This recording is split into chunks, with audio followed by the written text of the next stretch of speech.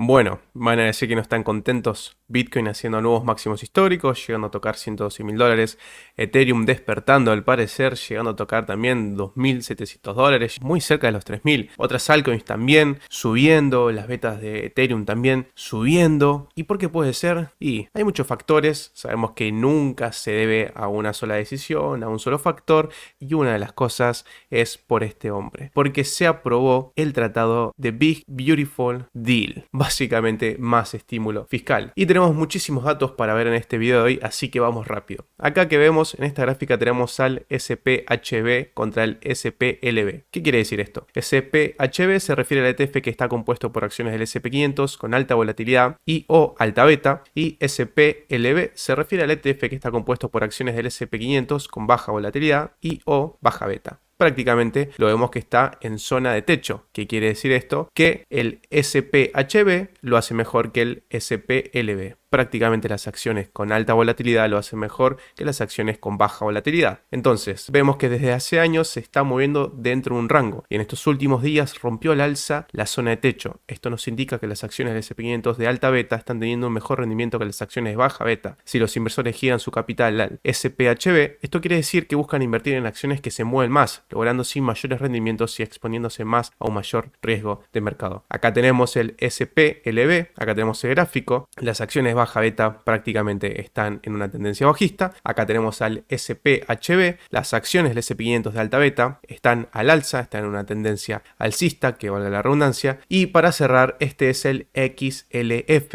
el ETF que representa el sector financiero, que vemos prácticamente desde hace años que también está en una tendencia al alza y también marcando nuevos máximos históricos. Como podemos ver a simple vista, está en zona de máximos históricos. Esto nos demuestra la fortaleza que mantienen las instituciones de finanzas tradicionales dentro de Estados Unidos. No es un mundo perfecto, no es que no tiene ninguna fisura, pero vemos que se mantiene fuerte. En vez de mirar los titulares sensacionalistas que buscan imponer miedo, debemos buscar los datos que nos indican lo que está ocurriendo realmente. Así es como aprendimos a hacerlo dentro de cripto. En cripto vemos el market cap, vemos el TVL, vemos los fundamentales y lo mismo tenemos que hacer con el mercado tradicional. ¿Y qué nos dice? Que la economía sigue sosteniéndose. Y acá, ¿qué vemos? Recortes de impuestos y aumento en el techo de deuda. Eso solo significa más gasto gubernamental mediante la impresión monetaria. Entonces yo digo, así es este juego, tenemos que aprender las reglas y adaptarnos. ¿Y a qué me refiero? Citando este tweet, naciste durante un juego de Monopoly que dura más de 100 años y que fue amañado en tu contra. Podés quejarte o podés comprar activos, no hay una tercera opción. Prácticamente acá vemos la M2 de Estados Unidos. Recordemos que el sistema de liquidez es mucho más complejo, pero reduciéndolo simplemente a una fórmula, vemos que simplemente crece y también lo va a seguir haciendo. Entonces, ¿por qué vemos que también las acciones suben, la bolsa sube, también hay más gasto gubernamental, que de prácticamente desde el siglo XXI tenemos déficit constante dentro de Estados Unidos y por eso vemos que también la bolsa sube? Hay más déficit que en la primera gran guerra, en la segunda gran guerra, también guerra fría, en todo. Tenemos más déficit hoy en día que en esos momentos de gran belicismo en el mundo. ¿Y cómo se financia esto? Con emisión monetaria. Por eso vemos acá a la deuda gubernamental sobre el PBI de Estados Unidos encima del 120%.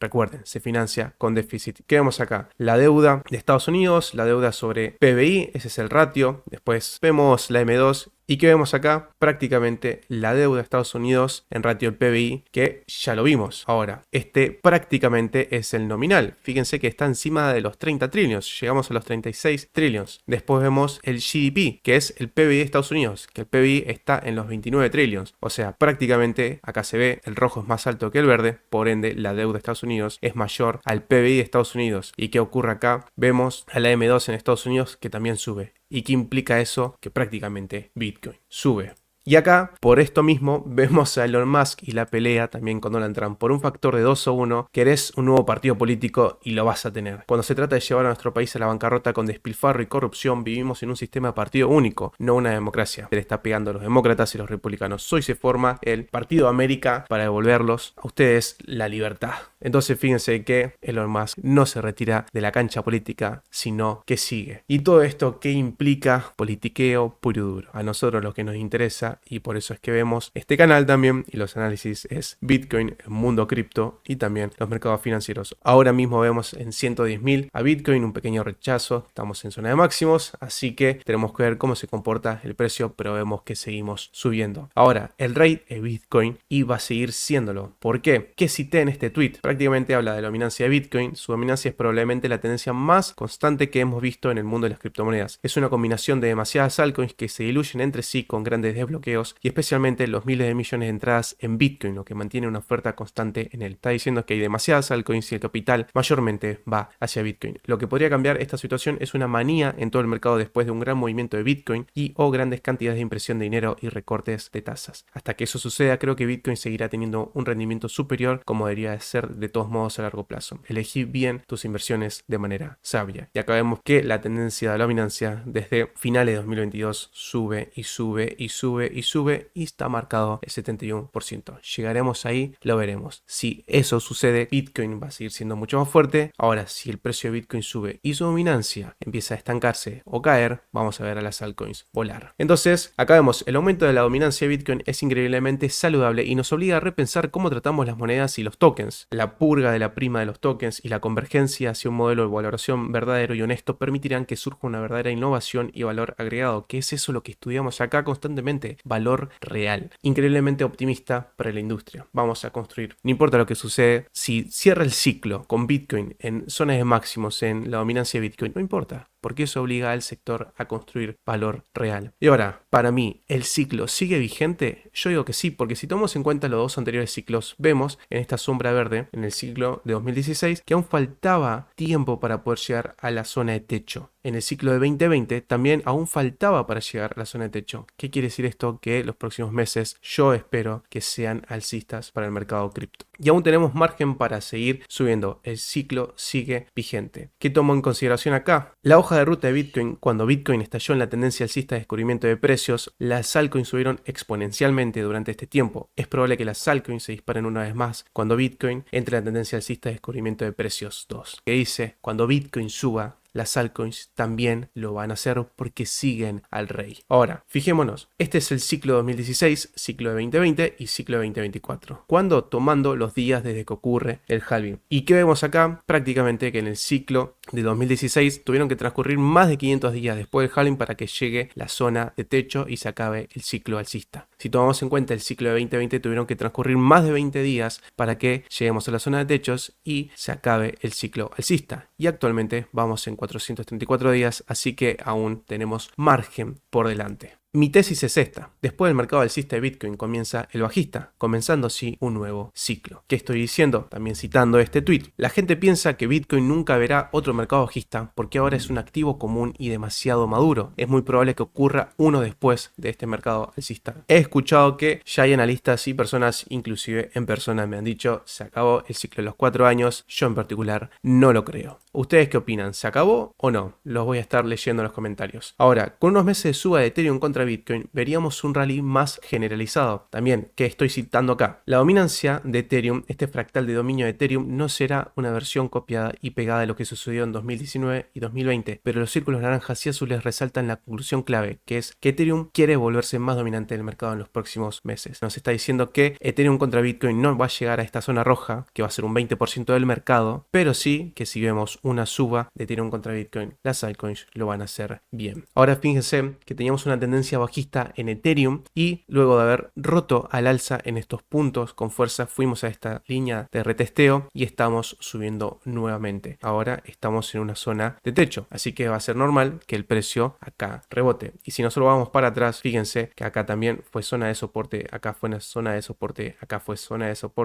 soporte y también zona de techo en el mercado bajista del ciclo anterior. Entonces vemos por el momento de que Ethereum está despertando y eso es bueno para las altcoins. Y si vemos Ethereum contra Bitcoin, vemos que prácticamente es algo similar y esto es lo que más nos interesa a nosotros, que Ethereum contra Bitcoin tome fuerza. Ahora, la cantidad de Ethereum en staking, línea violeta, tomó impulso en estos últimos días. ¿Y qué estamos viendo acá? DeFi principalmente está construido sobre la red Ethereum, al igual que el RWA. Y acá que vemos que prácticamente el staking de Ethereum sobre la red está creciendo. Y en este último tiempo vimos un gran repunte. ¿Qué quiere esto decir? Están poniendo a stackear los Ethereum y eso le da uso a la red. A la vez que si vemos la reserva en los exchange, vemos que Ethereum está en los mínimos del 2022. Eso indicaría que está viendo fuerza en Ethereum. Ahora, si vemos el Altcoin Season Index, está en 24 puntos y recuerden que venimos hablando de que si Bitcoin toma un repunte, este índice puede volver a hacerlo bien y puede llegar a esta zona azul en donde las altcoins también rendirían bien. Ahora, ¿qué vemos acá? La billetera móvil más popular entre los comerciantes minoristas acaba de tener acceso a Hyperliquid. Phantom fue una de las principales razones por la que Solana se hizo tan popular, la mayor distribución hasta el momento para Hyperliquid. Entonces, ¿qué estamos viendo acá? Hyperliquid está tomando cada vez más fuerza en el mercado. Y si nosotros vemos esta gráfica, nos muestra el volumen mensual de intercambio descentralizado dividido entre el volumen de intercambio centralizado como porcentaje. Junio de 2025 cerró en el punto más alto de la historia. Vemos que DeFi se está usando cada vez más. Entonces, ahí vemos a Hyperliquid y ahora vemos también a Ethereum y también vemos que le sumo que es una beta play de Ethereum a ENA. Me está llamando la atención ENA porque ENA me parece un buen proyecto y también con la red principal en que se está trabajando. Todavía creo que ENA está infravalorado en función del increíble crecimiento que veremos en las monedas estables en los próximos años. Converge en particular será un gran catalizador. ETHENA también obtiene mejores resultados cuando las tasas bajan, lo que ocurrirá pronto a diferencia de Circle. Recordemos que ETHENA es un protocolo DeFi en donde trabaja directamente con las stablecoins y que vemos también con la ley Genius más claridad regulatoria en parte de DeFi y las stablecoins para el mercado. El research de ENA fundamenta que es un protocolo DeFi con buen futuro. No lo vamos a leer para que no se haga más largo el video. Acá se los muestro y se los voy a estar dejando también en la descripción del video para que lo puedan leer. Y si les interesa leer el artículo completo que pude tener acceso, que es premium, pero se los puedo estar compartiendo, háblenme por Twitter y pídanmelo que lo voy a estar pasando el link. Ahora, fijémonos que ETHENA tiene 5.000 millones de dólares en TVL en su protocolo y vemos que va creciendo a lo largo del tiempo. Recordemos que en un protocolo de DeFi es importante ver que el TVL suba y que estamos viendo en ETHENA que está pasando eso. Además de que vemos que Ondo Finance adquiere Oasis Pro, un broker en donde puede operar en Estados Unidos, está regulado por la SEC y busca fomentar la tokenización de activos para así también tokenizar las acciones. Y que vemos en Ondo también, si nos vemos en DeFi Llama, que el TVL está creciendo, tiene 1.300 millones de dólares y si bien es menor a ETHENA a nivel de TVL, vemos que son dos protocolos DeFi, uno está en el RWA y el otro también podemos decir que está en RWA porque si viene tokenización de activos con las stablecoins vemos que está creciendo y esto es lo que nos interesa. Y por último, ya subimos el segundo programa de BitSummer. Conocí a la Yesa hace unos años en una comunidad cripto y pudo construir su casa gracias a estudiar e invertir. Invito a que vean la charla completa. Le voy a estar dejando también la entrevista en la descripción y no se olviden de pasar para ver la entrevista, dejen like, comenten, suscríbanse porque somos 147 suscriptores, venimos creciendo y además nos dejó su análisis para ver qué es lo que está esperando él en el mercado en los próximos meses y en los próximos días le voy a estar subiendo la segunda parte. Ahora, en la parte que yo creo que todo el mundo estaba esperando por el título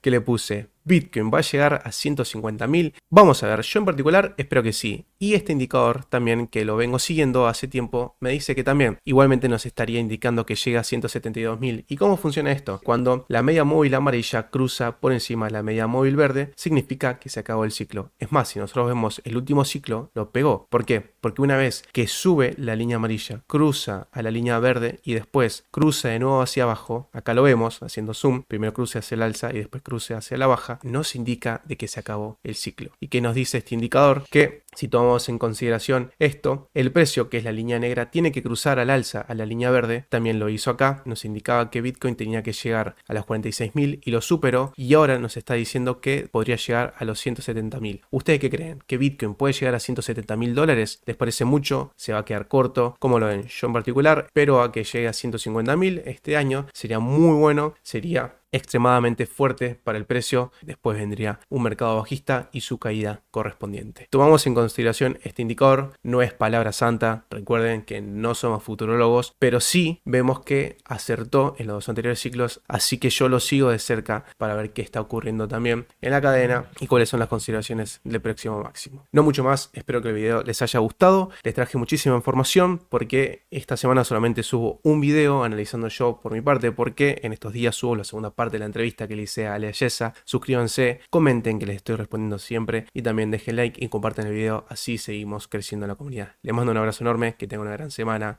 y nos vemos en el próximo video. Chao, chao.